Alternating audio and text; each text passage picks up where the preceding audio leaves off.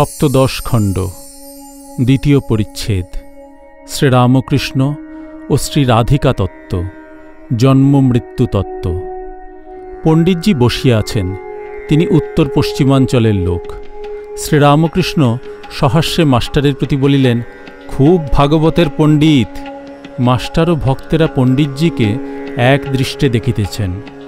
শ্রীরামকৃষ্ণ পণ্ডিতের প্রতি বলিলেন, আচ্ছা জি, যোগমায়া কি? পণ্ডিতজি যোগমায়ার একরকম ব্যাখ্যা করিলেন। শ্রীরামকৃষ্ণ, রাধিকাকে কেন যোগমায়া বলে না? পণ্ডিতজি এই প্রশ্নের উত্তর একরকম দিলেন। তখন ঠাকুর নিজেই বলিতেছেন, রাধিকা বিশুদ্ধ সত্য, প্রেমময়ী। যোগমায়ার ভিতর তিন গুণই আছে, সত্য, রজ, তম। শ্রীমতীর ভিতর বিশুদ্ধ সত্য বই আর কিছুই নাই। মাস্টারের প্রতি বলিলেন, নরেন্দ্র এখন শ্রীমতীকে খুব মানে। সে বলে, সচ্চিদানন্দকে যদি ভালোবাসতে শিখতে হয় তো রাধিকার কাছে শেখা যায়। সচ্চিদানন্দ নিজে রসাস্বাদন করতে রাধিকার সৃষ্টি করেছেন। সচ্চিদানন্দ কৃষ্ণের অঙ্গ থেকে রাধা বেরিয়েছেন। সচ্চিদানন্দ কৃষ্ণই আধার আর নিজেই শ্রীমতী রূপে আধেয়। নিজের রস আস্বাদন করতে, অর্থাৎ সচ্চিদানন্দকে ভালোবেসে আনন্দ সম্ভোগ করতে। তাই বৈষ্ণবদের গ্রন্থে আছে, রাধা জন্মগ্রহণ করে চোখ খুলেন নাই, অর্থাৎ এই ভাব যে এ চক্ষে আর কাকে দেখব।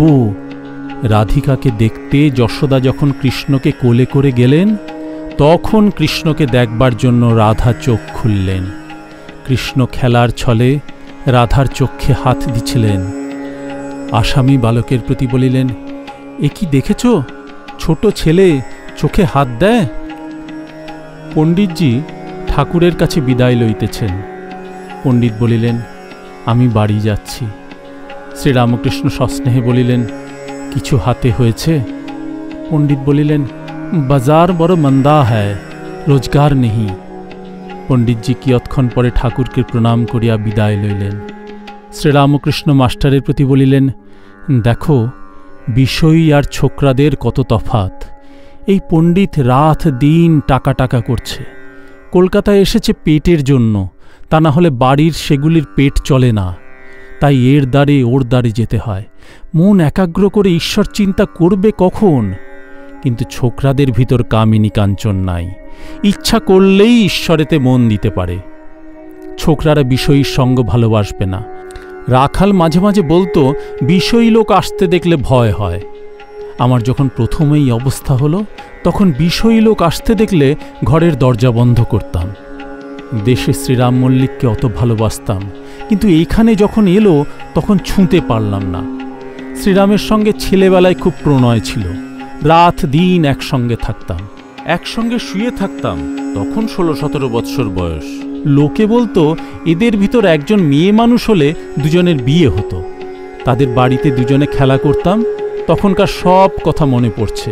তাদের কুটুম্বেরা পালকি চড়ে আসত। বেয়ারাগুলো হিঞ্জোরা হিঞ্জোরা বলতে থাকত।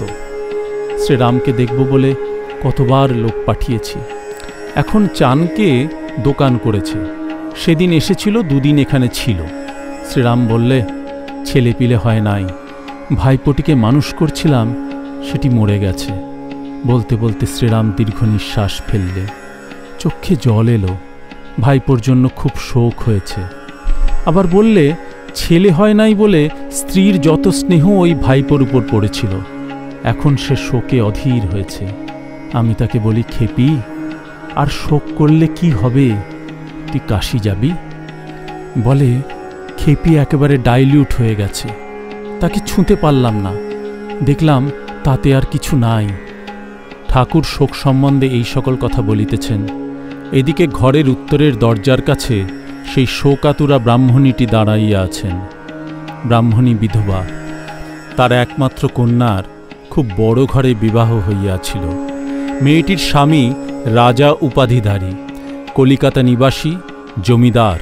মেয়েটি যখন বাপের বাড়ি আসিতেন, তখন সঙ্গে সেপাই শান্ত্রী আসিত। মায়ের বুক যেন 10 হাত হইত। সেই একমাত্র কন্যা কয়দিন হইল ইহালোক ত্যাগ করিয়া গিয়াছে। ব্রাহ্মণী দাঁড়াইয়া ভাইপোর বিয়োগ জন্য শ্রীরাম মল্লিকের শোকের কথা শুনিলেন। তিনি কয়দিন ধরিয়া বাগবাজার হইতে পাগলের ন্যায় ছুটে ছুটে ঠাকুর শ্রীরামকৃষ্ণকে দর্শন করিতে আসিতেছেন। যদি কোনো উপায় হয়, যদি তিনি এই দুর্জয় শোক নিবারণের কোনো ব্যবস্থা করিতে পারেন। ঠাকুর আবার কথা কহিতেছেন।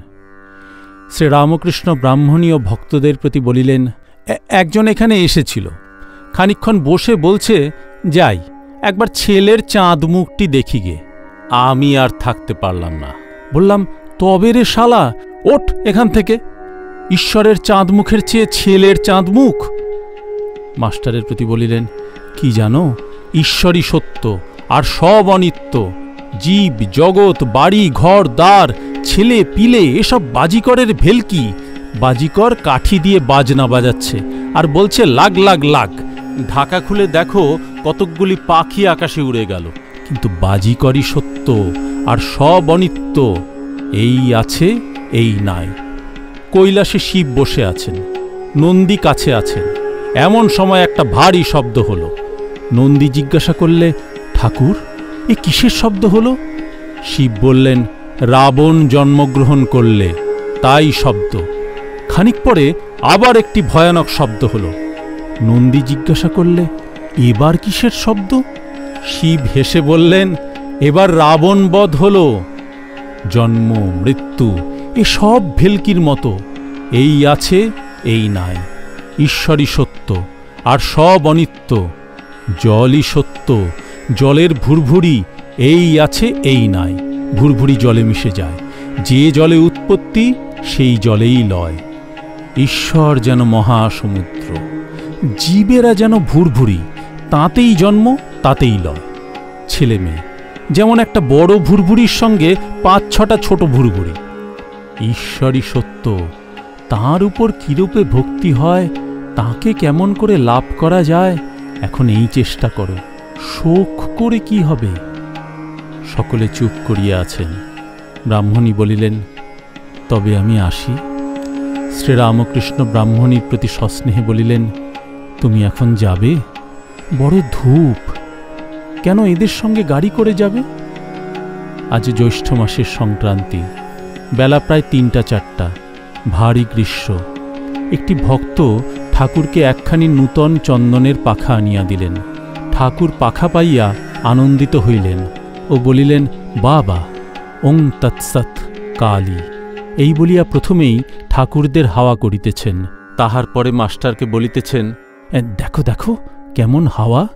মাস্টারও আনন্দিত হইয়া দেখিতেছেন।